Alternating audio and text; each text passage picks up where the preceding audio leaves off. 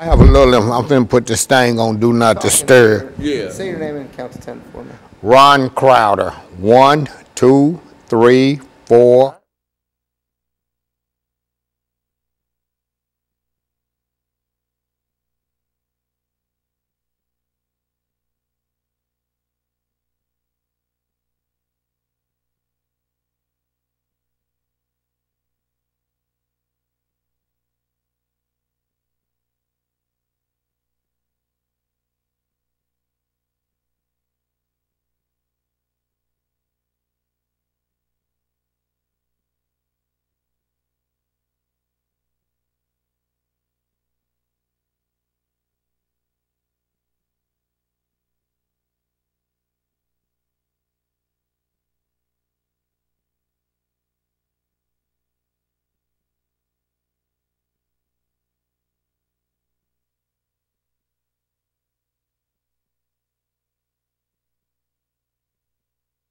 And I had my telephone off on. Okay.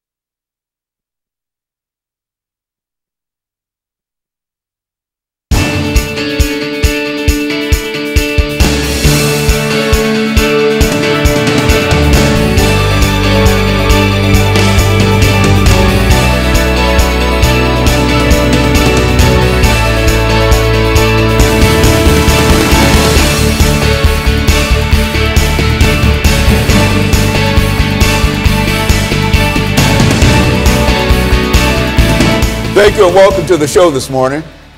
The topic this morning is the status of HIV and AIDS in Nashville. And we're fortunate to have with us to talk about the status of HIV and AIDS in Nashville, a longtime fighter of HIV and AIDS in Nashville, Mr. Ron Crowder. And many of you might recall that Mr. Crowder has been with us not only on many other shows, but he also is the founder of a very, very important anti-HIV AIDS organization called StreetWorks. And Mr. Crowder, let me welcome you to the show this morning and to tell you how delighted we are to have you and to tell you how glad we are to have you in this seat, because it's been quite a number of months since we've had a good HIV AIDS show. And some folks are saying that HIV and AIDS might be disappearing or whatever. So let's talk about first about you and your background, and then by perhaps the second segment we'll get into the status of AIDS. But more than anything, let's talk about Ron Crowder first. Okay, as you said, I'm Ron Crowder. I'm the founder and the CEO of StreetWorks. StreetWorks is a nonprofit agency that's been around for almost 20 years. We started in '97. We have 3 locations in Nashville. 2 of them are located in public housing, the Casey Homes in East Nashville and Tony Sudicum Homes in South Nashville. We do free HIV testing. We do free hepatitis C testing. We provide a multitude of direct support services for people living with HIV and people who are actively using drugs. So we work, and the name comes because we work the streets. We work the streets a lot at night to prevent new infections of HIV and hepatitis C. We work the streets to interact with people who are actively using drugs and to try to do some type of intervention with them, and if necessary, and whenever they get ready, we help them get into treatment. And so, Mr. Crowder, we know you, and as we said, you were one of the first HIV/AIDS persons that we recall being able to talk to about that disease, and you, since that time, not only have you grown the organization, but you've grown your influence throughout this nation in terms of what AIDS is and the status of AIDS. And what we'd like to do today is to have you to give our audience as much information as you possibly can about the status of HIV and AIDS in American society in Nashville. And then we'll dedicate ourselves to that proposition for the rest of the show. Okay. So right now, HIV and AIDS, we can see an end to AIDS now. An end to AIDS is in sight now. There are cities, particularly New York, has a plan called End AIDS by 2020. So they actually have a plan of ending AIDS by 2020. Nashville doesn't have a plan yet, but with all of the new interventions and the new treatments, we can see HIV and AIDS ending. You know. Well, you know what, I think when you first came to us, Mr. Crowder, that was several years ago when this was a real disease and people were having all kinds of problems in reference to it. It's strange that you can now say that within the next 4 years, because I think at one time we thought that this would be something that would be with us forever and ever, but you mean that the technology and the drugs and et cetera have come to such a point that we can talk in a real sense and be serious about saying that 4 or 5 years from now we might see the last person to be afflicted with this disease. Yeah, end is in sight. I can't say that realistically 5 years is going to be the end of it, but we do know that the end is in sight. That it's not forever, as we thought for at one time. Yes. Right now, HIV is more of a chronic illness than a death sentence as it was. Like, I can't remember the first time I came on your show, but I do know that the first time I came on the show, that was in the 90s. Yeah, HIV was still a death sentence. If you got HIV, you was gonna die with it. That's right. Now they treating HIV as a chronic illness, and what they are doing is, if they can get the viral load to undetectable, then your chances of transmitting the virus is slim and none. So a person who has HIV in an undetectable viral load, their chances of transmitting it to their sexual partner is slim and none. Okay, and so what we're going to do, we're going to take our first commercial break, and we're going to be back with our audience following this very, very short commercial break.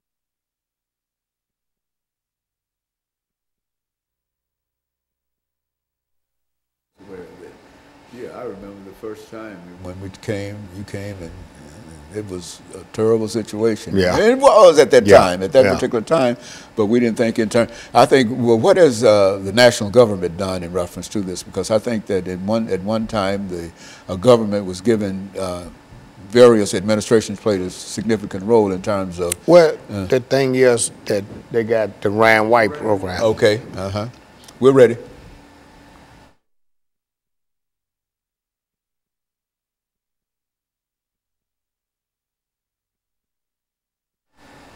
Thank you and welcome back to the second segment of the show for today.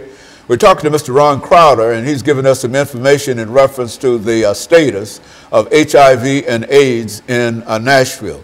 And Mr. Crowder, I would imagine when we talk about the status of HIV and AIDS in Nashville, we can generally say the same thing in reference to that if this is current in Nashville, that this is probably the same situation everywhere. That's why we wanted to approach it from that perspective. Well, Nashville is a little unique in that, number one, we're in the South.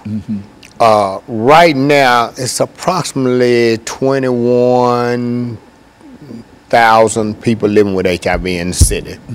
About 200 people get infected each year. While HIV in Nashville is down by approximately 30%, and it has been over the last 4 or 5 years.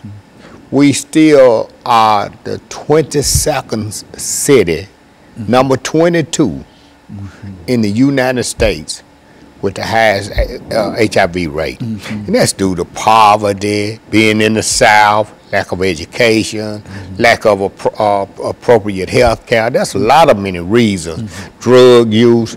And drug use is a good segue for what I need to say now. Right now, although needle exchange is not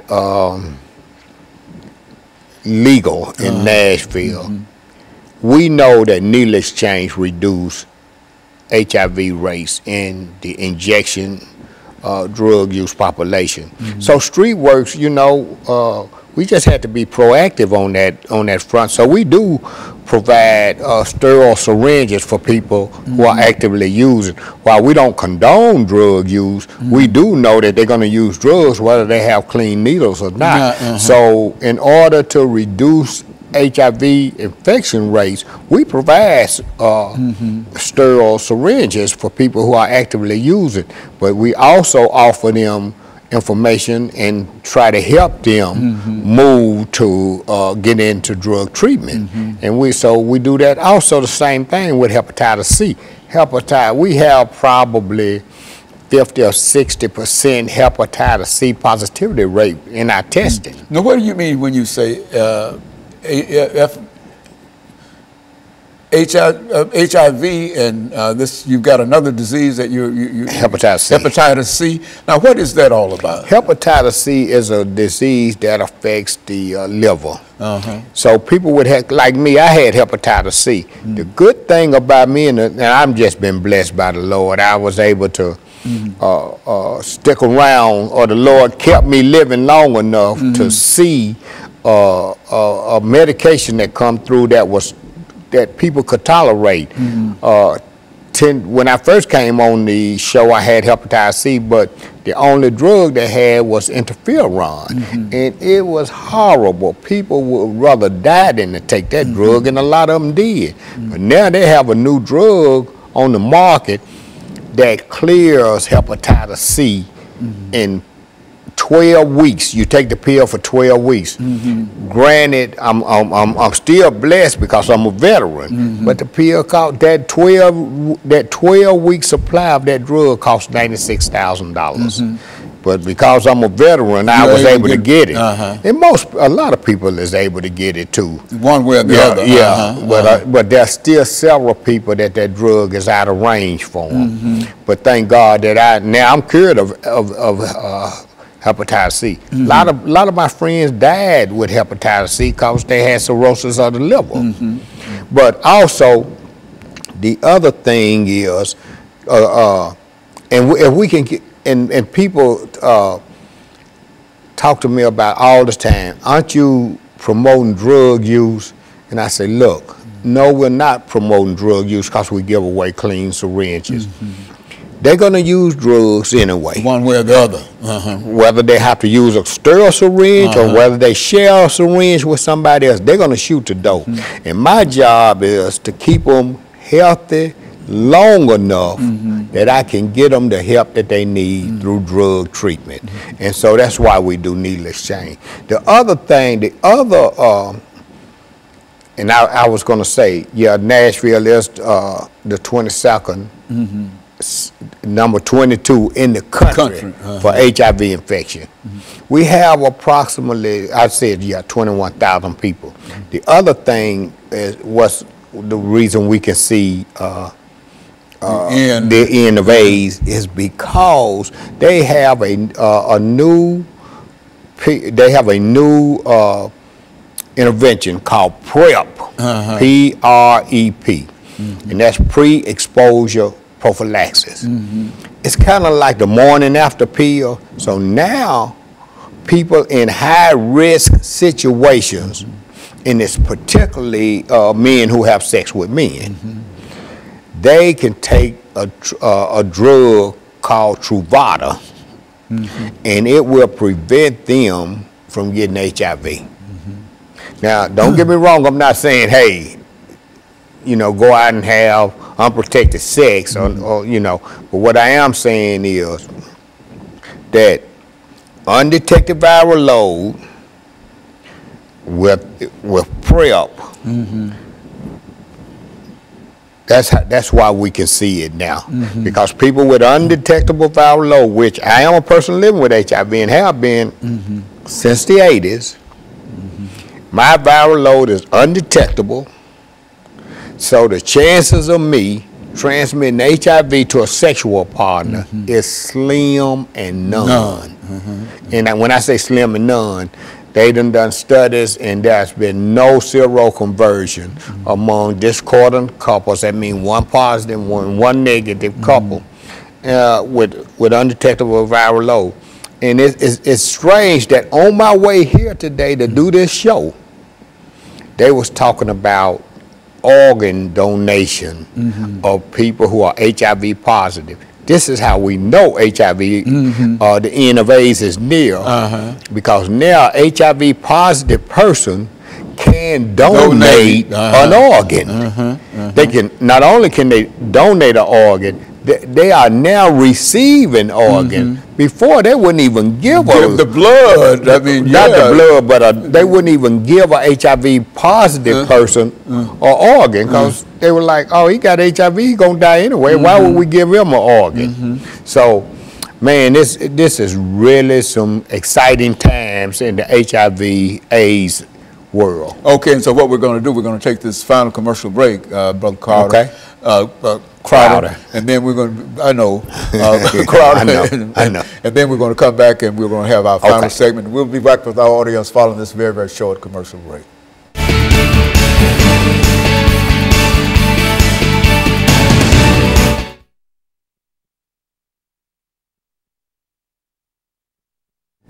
All of the conversations that we had with it, you used to be moaning and groaning in reference to it, and telling people this and whatever, and et cetera. And then you come in and announce today that we're moving toward within the next few years. And, I thought it was an eternal kind of thing. Yeah. It was. It was then. It was. At that time, sure it was. The only hope was to try to live as long as we could. That's right. But now, Well, Okay.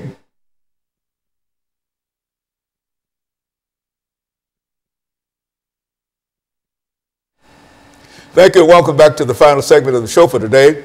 We're talking to Mr. Ron Crowder, and he's given us some information in reference to the status of HIV and AIDS in Nashville. And I think I must say up front, Mr. Crowder, that the information that you have reported today is very, very positive and well hoped for information, because I can remember when you came to me and dealing with the same kind of situation, and it was moaning and groaning, not only in reference to what happened in Nashville, but all over the world in a real sense. And now you're telling us that there's a possibility that we might see the end of AIDS within the next half decade or so. Yes. Go on, talk about it.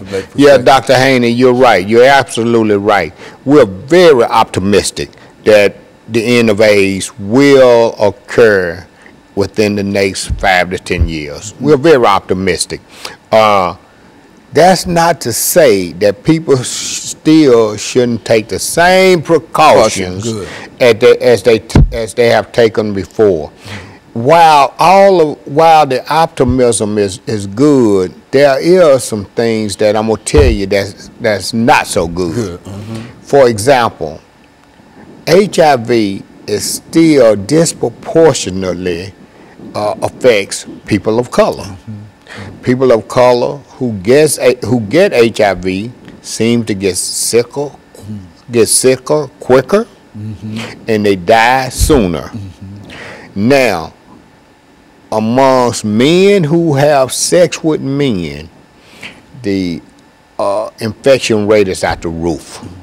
I mean, the CDC has given statistics that says 1 in 2, that's 50%, man, of men who have, particularly African American men. This is African American men, young African American men will get 1 in 2 will be infected with HIV. Now, Nashville Cares, Street Works, and Neighborhood Health received a grant from the CDC in the amount of $3.8 million over the next 5 years to combat HIV in the young MSM, the young black MSM community. What we plan to do with that grant is to create a one-stop shop for MSMs where they can come and receive all of their services under one roof.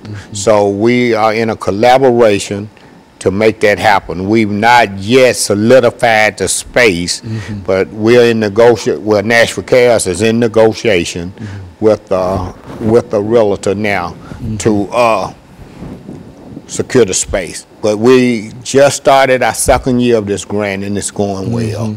So again, like I say, it's some exciting times now.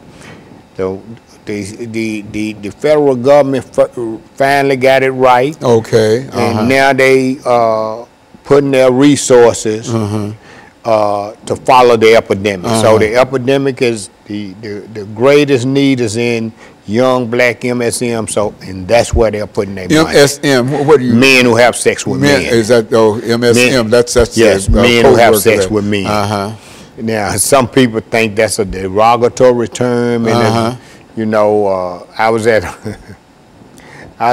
just left a conference in Florida, the United States Conference on AIDS, and they was using gay and that other word we used to use a long time ago. I think those words are derogatory, queer, gay, and all of that. But apparently, in other cities, they think MSM is derogatory. I mean, you know. But it's a matter of what you call it. But in a real sense, the disease itself, it has been mitigated in a real sense to such a point that it is possible to think about the end of HIV and AIDS. We see it. It's in sight. It's really in sight. Yeah, well, that's one of the most encouraging things that I've heard about it. I didn't know that. You know, I think it's been a long time since we had a chance to talk to you about it.